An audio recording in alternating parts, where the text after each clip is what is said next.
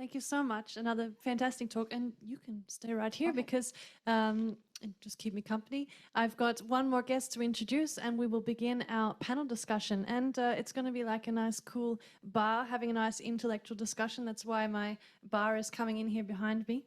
Last but not least, I must introduce Theodorich Kopetsky. His background is in informatics and software design methods, and he is currently the area manager in services and solutions here at SECH, and he previously was working on project development and was the executive head of knowledge-based vision systems. So, well, he's already on the stage, so please make him feel welcome. And I will bring our other speakers back up to the stage as well. So please, there you are, Christine and Roxy. And so now we're going to mix up things a little bit. I will start with a question to kick things off, and then we will have the Zoom chat questions will be also announced by Julia as they come. Also, you lovely people can raise your hand and just speak up your question nice and loud, and I will repeat that. By the way, I haven't even mentioned who I am and why I have überhaupt the authority to be here on this stage preaching to you. I am not just someone who talks too much. I am a data scientist at Smarter E-commerce, or better known as SMEC.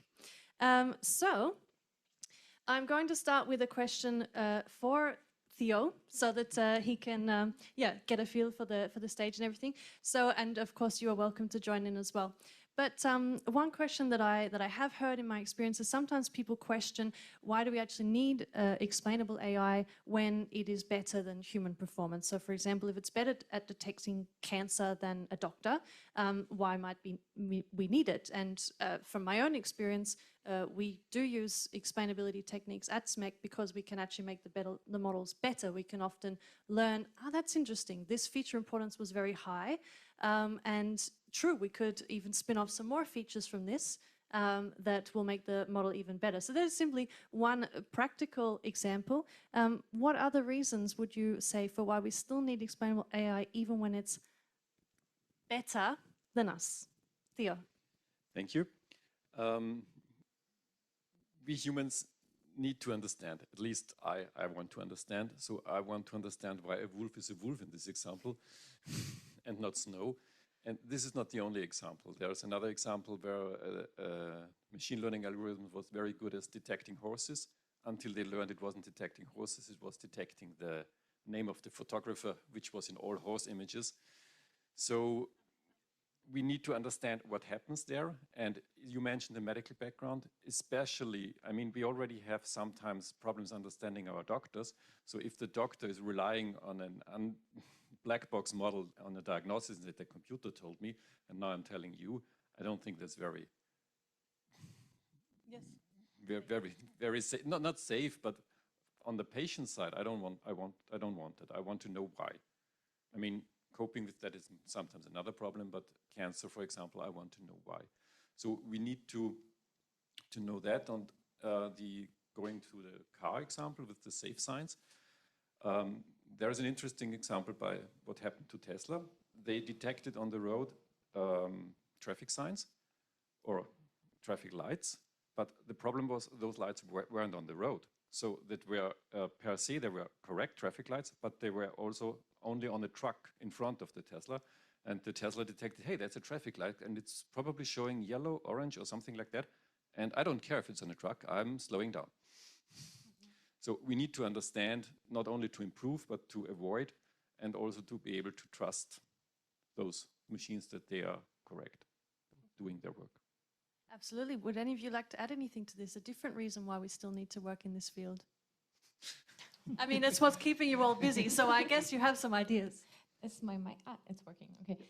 We at Risk Software have a lot of examples and a lot of projects in medical informatics, and we also do a lot of research in deep learning for medicine. And you mentioned you want to have your doctor not relying on a model. The doctor has to understand so that he can explain it to you, so that you can understand it. And it's often a problem. I think doctors won't rely on AI systems, just telling them what to do, or is this a tumor or not? Is this cancer? Is it maybe not? I think it's very important, especially in all fields where sensitive data is handled, like in medicine or also in other applications. And especially in medicine, you want to know if you have an image, for example, and you want to detect cancer, you want to know where the AI system is looking. You don't want, this is what you said with the horses, and it's especially important in medical informatics when you're working with pictures, for example. And this is also very hard because we have a lot of explainability tools right now, but none of them works perfectly, so still a lot of research to do. Yeah, absolutely. Does anyone in the audience have a question that they want to now jump in with? Yeah, okay, I have one over here already.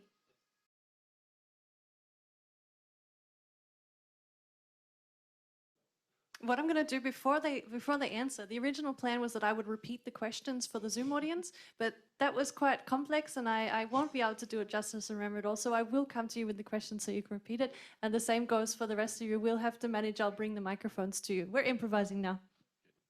Thank you. Now my question goes in the direction of how you see the importance of gaining insight into the process that is modeled by the AI model in terms of the knowledge that was there before deep learning ever was invented. And is there a way to connect to this theoretical knowledge base of these things that one wants to improve? So whoever would like to jump in, please do. Well, I can try. I hope that I understood your question correctly. Well, I think sometimes the problem and also the data is so complex that you maybe cannot. Is it working correctly? Okay. You don't know how to develop a model like a linear regression or whatever that you can understand. And the first thing you are doing then is you use deep learning maybe and see what insights you can get from deep learning. But in deep learning, of course, you cannot interpret, you just get a prediction, you don't know anything about it. But if you have explainable AI on top, for example, with pictures, as you mentioned, you can see where at the pictures does explainable AI look at. You can get some knowledge about it. It's either some biological knowledge so that you see, okay, I'm looking at cancer. I don't know why this is a cancer patient, but the AI tells me, okay, this is the part of the image where you have to look at, and maybe I get some knowledge about biology that I can use in later applications, or maybe I have some other data where I get knowledge by explainable AI and I can use it, not to use it on other images, but to develop a physical model or whatever that I can later then fit, such as an approximation. And then explainable AI has helped me to gain knowledge. Okay, thanks very much. Now we have a question from Zoom, which is going to be read out by Julia. Julia. Verena, sorry. Yeah, the audience in the Zoom chat are already engaging and discussing a lot. So there's a question. Do you believe that trustworthy tools should be fixed, or it depends on the application sector? So if I can answer.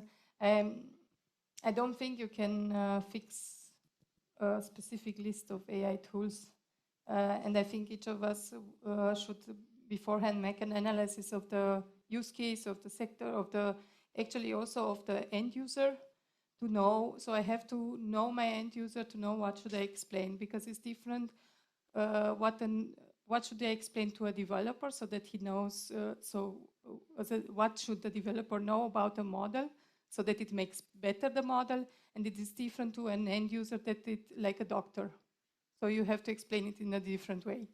So I think it's the selection of which AI tool or which AI approaches to use depends a lot of the background information related to the use case. That's my opinion. Even us four, we wouldn't be able to agree on this one tool that we all use and that is perfect for everything, right? Absolutely. Do we have any further questions from the audience? Yeah, okay, I have one right up the back. You're getting a microphone. Thank you. So as a developer, as an AI engineer, I'm studying AI at JKU, and I am also working there. I want to ask for your opinion because the definition that EU announced for trustworthy AI, in my opinion, is a bit vague. So, for example, if it's saying that it shouldn't harm humans, sometimes as a developer, I know, as the example of autonomous driving systems, I know that there are dilemmas that harming humans is unavoidable. So basically, in those sort of situations, we go for ethics, and we talk about safety of the driver or safety of the, for example, pedestrian that is going to be killed in the accident that is unavoidable. So isn't this sort of definition somehow limits the designing capabilities of the designers, because they put too much restrictions on the developers and saying, you have to do this, you have to do that. For example, as humans, we are discriminant. We discriminate. And this is something that we try to avoid, but we haven't been able to succeed so far. But we expect the AI to be free of discrimination, which somehow is contradictory. And I want to know your opinions about the definitions that EU announced about the trustworthiness of AI. And is it possible to create that kind of trustworthy AI or not? We boiled it down to a very simple question. Can we do it or can we not? What do you guys think? That's the crux of the issue. Let's try. Should I start? Okay, I think there were two parts in this question. First, is it too strictly formulated, I think? And second one is if we can do this, right? If we can establish trustworthy AI systems. Okay, first one, I think it's not too strict. I think it's the other way around, but that is a very personal opinion right now. I've read the guidelines, and I've read and I've worked with it in a project, and I think it's often very hard because it's so general that you find meaning and find the right setting in your use case. I don't think that it's very strict. I mean, it says you should not harm humans, or you must not. But in which project would you want to harm humans, right?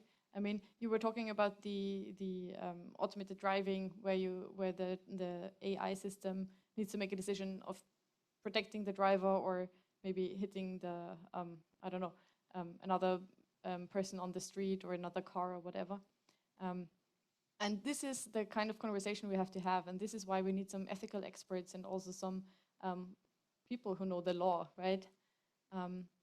And this is the part why we need the guidelines. I think this is the very part where they are most important to use. And second one is very short. I think it's possible, but yeah, you don't have to be you don't have to focus on every point in the guidelines, because you won't have a project where you can like take the guidelines as a list and kind of like a checkbox list and just work through it. I don't think that this will work. Maybe in addition to that, on a higher level, I think AI as a technology is permitting more and more. Yeah, it's being ubiquitous basically, because you have it everywhere. So we as a society need to tackle how we cope with that it's everywhere. That's in our smartphones, that's in our cars. And I don't think we'll achieve perfection in that. We rarely achieve a perfection anywhere, but we need to strive to that we give guidelines how an AI system should behave, that we can trust it and that it respects ethical boundaries. I mean, your example for the car is, would you enter or would you drive a car where you know of the car that it is going to kill you in case of an emergency? Probably not. On the other side, would you cross the street in front of a car where you think it's going to kill you? Probably not either. So we need to find a way, what we are currently doing as humans. As humans, we usually have a split-second decision in case of an emergency, and then react somehow. And afterwards, there's a judge in case if it goes wrong, who judges us, did we do right or did we do not right? In case of AI, we somehow need to make this, need to have this discussion before that emergency. That I think it's important to have those guidelines and to strive to implement that. Yeah, I think an important decision to this is to beforehand to, so in case of autonomous driving, it's to decide which part is the liability, so which part is for which part responsible. So if we in beforehand try to define this, because there are many parts that are involved in this autonomous driving implementation, it's a very huge topic. And if we try to clarify the responsibilities, it will be easier, because now is also the question, okay, if this happens, who will be responsible, who's the killed of? And another thought on this is that as also Theodor said, it won't be possible to make a perfect solution. But we are also not perfect, and it's, I think we also, again, we have some laws, then we try to respect them. But if you are tired and under conditions, you don't react the same as the day before. And this will happen also with an AI system, I think. And another, what we heard in our discussions with people with law background and also mathematicians together is that there will have to be some work done also in this area. So how the laws are specified now will not be able to be applied, because we have to make them more machine readable for the systems. This is one huge point that I think will be the work will go on. And another aspect, this is only the start. So there are other projects on roll from EU committee. So I think they try. They try their best, maybe, and maybe with the help from the community, they will do better. Yeah. Absolutely. Well, that's a message of hope for us all. I think we have time for one more question, and we'll take one from the Zoom audience. Yes, so the question was, you already talked about deciding for one AI tool is not possible if you're just talking about for 4 people. Also, the question in the Zoom chat was about more, if you ask a human, is also not ethics somehow biased? Because if you just ask a human, you won't get the one answer on how to decide in a specific situation. So, and then also going forward to the stakeholders. So also, if you're asking the different stakeholders, you get the one wants to focus more on research, the other one wants to more on invest, the other one into profit. How do you weight these different opinions, and how to actually tackle with these situations? Glad I don't have to answer that. I can start. So thank you. I don't think it's so. It's a very good question, but I don't think it has only one answer. But also in other situations, if you gather people together which have different opinions, won't be easy to get to one result. But we have to try it at least. So either if you get like 5 stakeholders that want to do. If you see that they only want to do something for their good, then it's not okay. So you need people that should be communicative, I think, that should be open to work together with others. And in this area, at least, I think it won't work in another way. So if we are not open to share with the others and work together and listen the others, because maybe we had this, because we had the people from the law aspect, and we had the people that were also with the idea that we don't need explainability in one room. So it wasn't easy, I have to admit, to tackle the discussions. But still, if both sides or all sides are open to listen the other, maybe we can find a way in the middle. I can add something to this. I'll risk some of you rolling your eyes at me, but I think it depends on the application. If you have a medicine application where you have a cancer predicting or recognizing AI, you might want to listen more to doctors. If you have an AI system working with highly sensitive data, you might want to listen more to the ethics people. But I think this is very hard, and this question also shows why this is so hard to establish trustworthy AI systems and develop them, because it's very hard and everyone has an opinion and you never know how to weigh them. Absolutely. Feel free to add anything if you like, because we have to wrap up now. Anything other thoughts? No? Okay. Then, yeah, it's quite clear that we could keep on talking for a very long time. I have 2 pages of questions I didn't get to. But please feel free to discuss this with the panelists if you like, if you can catch them in our little networking and socializing session now. Yeah, I know. After a year and a half, I can say that. It gives me the greatest pleasure. So that leaves it up to me to thank from the bottom of my heart Roxana Hollem, Christine Hess, Manuela Geis, and Theodoric Kopecki, and of course the wonderful staff at SCCH Hagenberg, my wonderful friends and colleagues at Women in AI Upper Austria. Thank you so much again, and Julia, over to you.